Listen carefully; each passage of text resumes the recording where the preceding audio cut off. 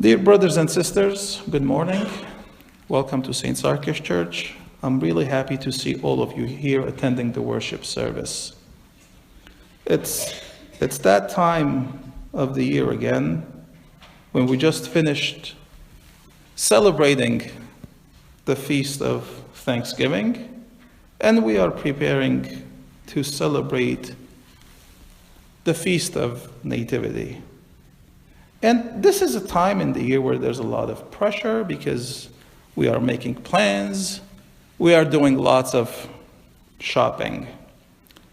And I'm not going to assume that you are like me, but I'm just going to speak about me. Please indulge me.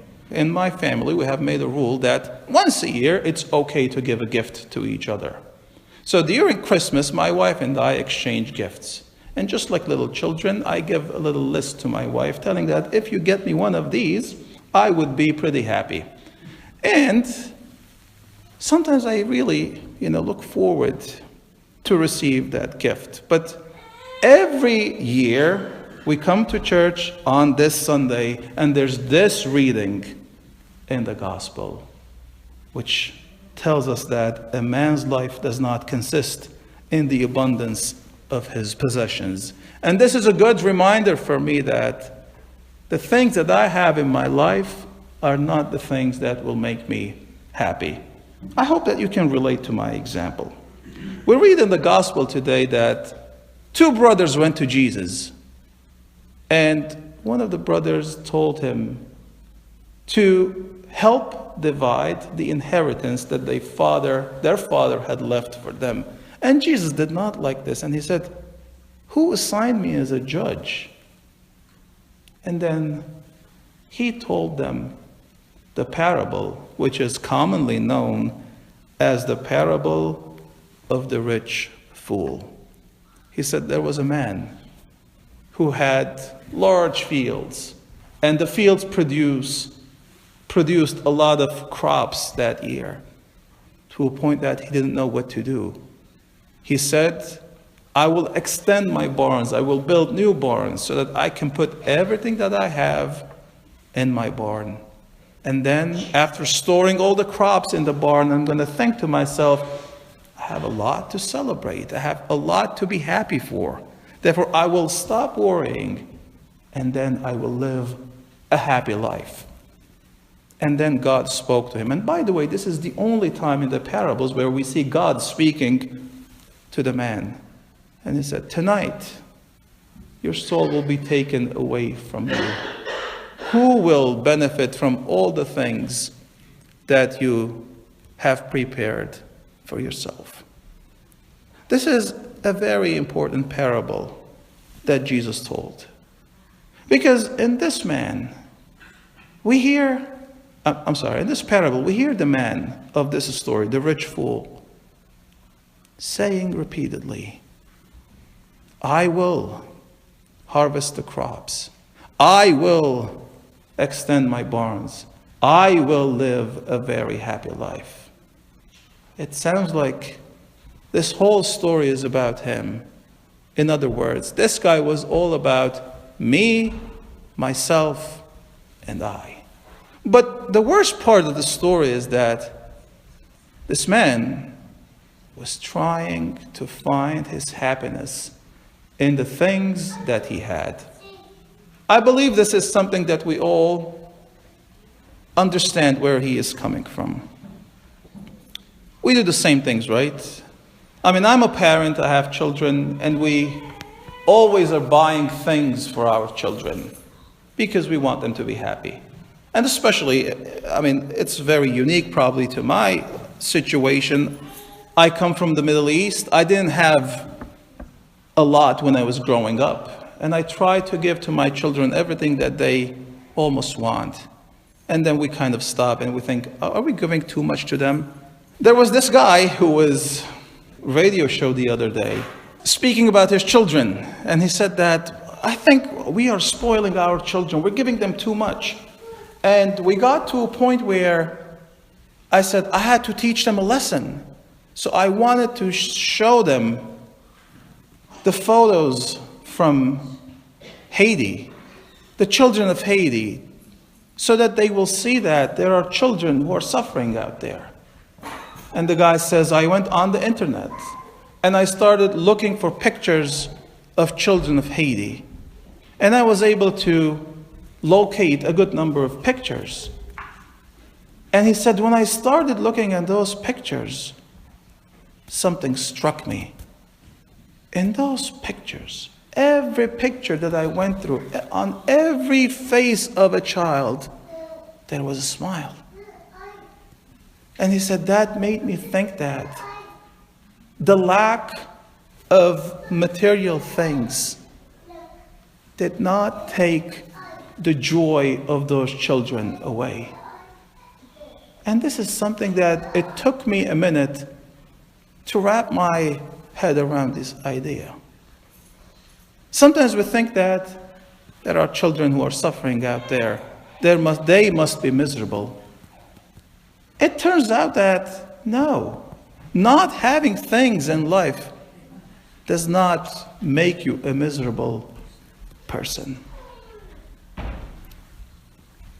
In this parable, what I find very troubling was the fact that this man was trying to find his happiness in the things that he had in life. And we all know that the things that we have in life can make us happy on Christmas morning, the day after Christmas, maybe a week later. But in mid-January, we tend to forget about those gifts. Maybe we start thinking about paying the bills. But those gifts do not make us happy anymore. There's got to be something else that makes us happy. What is it? I don't know. Each has a different answer. But in our spiritual life, it looks like celebrating what we celebrated on Thursday, being thankful, goes a long way. Gratitude in life is such an important virtue. Be thankful. In our Armenian culture, there used to be something that we used to hear a lot. Nowadays, unfortunately, that thing is changing. When we used to ask people, how are you? In Shpesas, they would say, Parkasuzo, love him. Thanks be to God, I am good. And that Parkasuzo, thanks be to God, would be put before I am good. That attitude to give thanks to God is something that is lacking in us every day. We think that everything that we have earned it. Just like the story, the man thought that it was his right to take control of whatever God has given to him. He forgot that in this world, we all take loans from God. Nothing that we have is ours. Everything that we have is a gift that has given to us by God. And what do we do with that gift is a very important thing. There are people who keep the gifts that God has given to them, and they think that that will give them safety. There are others who share those gifts. I met a couple this past week, and they were telling me about their relationship with another family. And they told me how that relationship started years and years ago. They said, we were new to that neighborhood. And by the time that we bought the house, we had no money left. And it was time for us to take care of the lawn, and we didn't have a mower. And we were taking care of that, by hand. Our neighbors came and they offered to mow the lawn for us. And that started a relationship that lasted decades. When we share the things that we have, we expend our relationships. It is God that starts to work through us. This is something that is very important for all of us to have in mind. The things that we have will not make us happy. Remember the words of the Armenian poet who reflects on life, asking this very rhetorical question, "Gyankaninzi inch manats," what do I have left from life? It's a very beautiful poem. And at the end of that poetry, he says, it's very ironic, whatever I have given, those are the things that I have left with. In life, we read this in the book of Acts, the words of Jesus. They're not from the gospel, very interesting, they're from the book of Acts. We hear the disciples remembering the words of Jesus who says, "It is better to give than to receive." It is the season of celebration. We will celebrate Christmas. It's very important for us to remember, what are we celebrating? People celebrate Christmas because they have celebrated Christmas every year.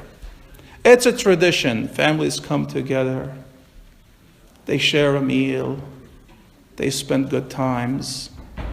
They wish one another a Merry Christmas. But it's very important for us to remember, what are we celebrating? We are celebrating the fact that God loves us so much that He sent His Son to show us the way to be with God. It is very important for us to know, what are we celebrating? It's not important what you have on the table on Christmas Day or Christmas Eve. It's important who you do have around the table.